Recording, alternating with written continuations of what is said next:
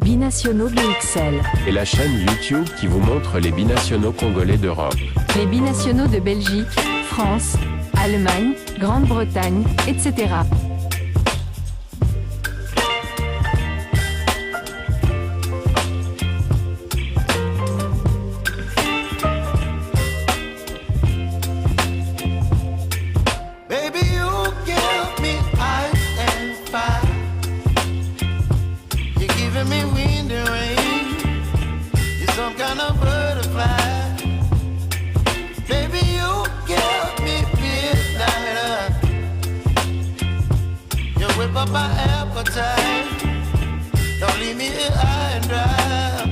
Chers amis, bonjour. Nous sommes au lendemain de la rencontre Sénégal-RDC comptant pour la troisième journée du groupe B des éliminatoires du Mondial 2026. La RDC est passée à côté d'un authentique exploit contre les Lions de la Teranga qui était prenable. Le Sénégal, en effet, a été tenu en échec sur la pelouse du stade Maître Abdoulaye Wade de Diamniadio par la RD Congo, 1-1.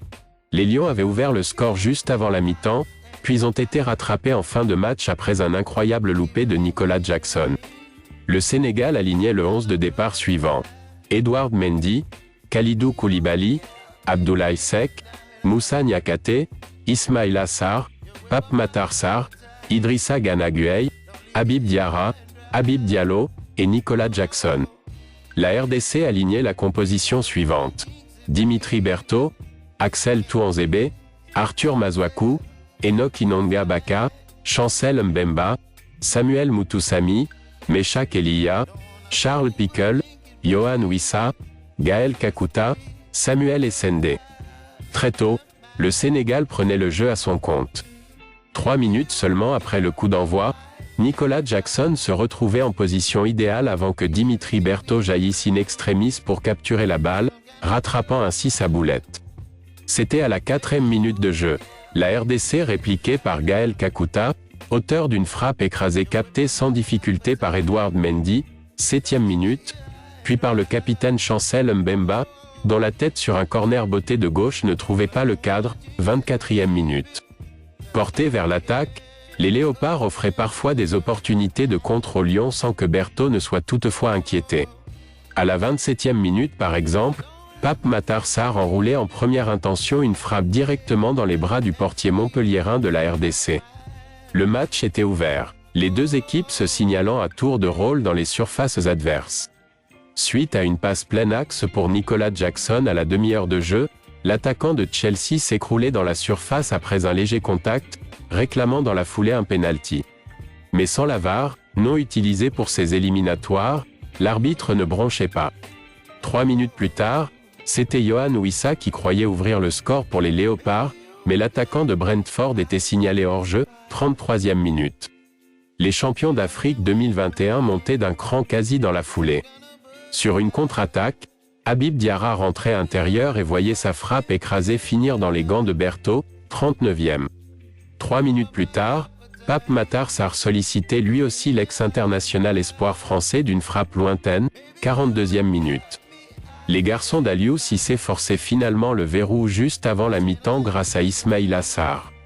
L'ailier marseillais concrétisait en 2 temps, avec l'aide du poteau, une passe en retrait de Nicolas Jackson qui s'était arraché à gauche, 1-0, 45e minute plus 1. Au retour des vestiaires, le Sénégal ne baissait pas le pied, au contraire. Néanmoins, les Ouest-Africains faisaient éminemment preuve de déchets. Souvent critiqué cette saison à Chelsea pour son imprécision notoire face au but, Nicolas Jackson expédiait une demi-volée à côté du poteau droit de Berthaud, 52e minute, puis un enroulé au-dessus du but, 54e, avant de manquer l'immanquable à la 82e. Lancé seul face à Berthaud sur une passe en profondeur plein axe, le Londonien touchait le montant droit du gardien sous le regard ahuri d'Aliou Cissé. Cet incroyable loupé ne restait pas sans conséquences, puisque 3 minutes plus tard, Fiston Mayele, sorti du banc 1 minute plus tôt, contrôlait une passe en retrait d'un autre rentrant, Shadrack Akolo, et expédiait un missile dans la lucarne d'Edouard Mendy, scotché sur sa ligne de but, 1-1, à la 85e minute. Le Sénégal ne reprenait pas les devants, malgré des intentions ultimes dans les arrêts de jeu. Conséquence, Il perd la première place du groupe B au profit du Soudan, surprenant leader après sa victoire un peu plus tôt face à la Mauritanie, 0-2. La RDC reste-t-elle au contact la troisième place avant son match face au Togo dimanche. Les Lions de la Teranga peuvent nourrir des regrets surtout à cause de l'occasion incroyablement manquée par Nicolas Jackson. La RDC également aurait pu tirer son épingle du jeu sans certaines approximations dans la dernière passe ou dans la finition.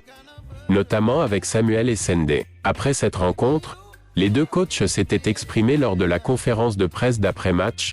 Suivez et nous nous retrouvons tout de suite après. On continue notre route de qualification. On a fait un match nul contre un très bon adversaire. On l'a vu, c'était un match très engagé, très costaud.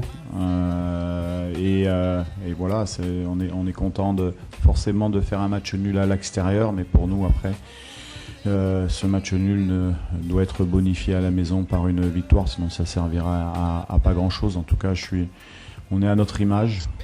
C'est vrai qu'on a pris un but à la 45e minute quand on a baissé un petit peu physiquement et on a su revenir dans la partie petit à petit en deuxième mi-temps, et je pense qu'on a quelques situations et voilà, on marque, on s'est procuré quelques situations et je pense que logiquement on marque au moins un but.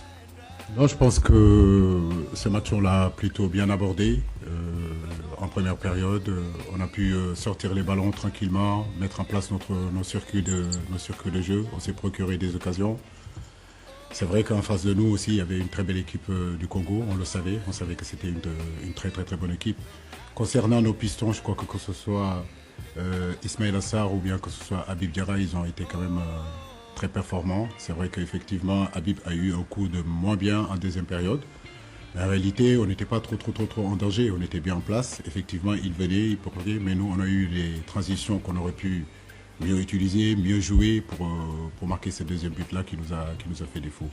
Dans l'ensemble, moi, je suis plutôt content de notre prestation, même si on n'a pas gagné. Nous savons que c'est un championnat. Aujourd'hui, effectivement, gagner, ça allait nous permettre, si vous voulez, d'être encore beaucoup plus tranquille pour la suite.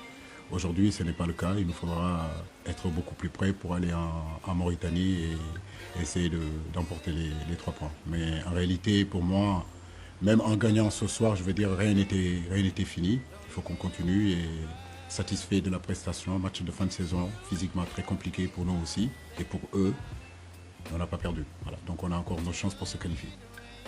À mon avis, je pense qu'on doit revoir notre système. Tu ne m'as pas demandé, mais je vais vous le dire. Je pense que on doit voir notre système et je pense qu'on a essayé de jouer plusieurs combinaisons. Et dans l'ensemble, je dirais que ça n'a pas marché comme il faut. Donc pour être redoutable, je pense qu'on doit, comme je l'ai dit, revoir le système. Voilà, nous sommes de retour. Vous avez également suivi la réaction pleine de déception de Sadio Mané qui envoie un message au coach Aliou Cissé qu'il juge responsable du fiasco. Oublions donc très vite cette rencontre palpitante, surtout après l'ouverture du score du Sénégal. Focalisons-nous sur le prochain match de dimanche 9 juin à Kinshasa, contre le Togo. Si vous avez aimé ce sujet, merci de nous le faire savoir via les commentaires. Merci également de liker, partager cette vidéo. Abonnez-vous à notre chaîne et ensuite, activez la petite cloche des notifications qui apparaîtra, et qui une fois activée, vous permettra d'être alerté dès que nous mettrons en ligne une nouvelle vidéo. Binationaux BXL vous dit au revoir et à la prochaine. Binationaux BXL. Et la chaîne YouTube qui vous montre les binationaux congolais d'Europe. Les binationaux de Belgique, France, Allemagne, Grande-Bretagne, etc.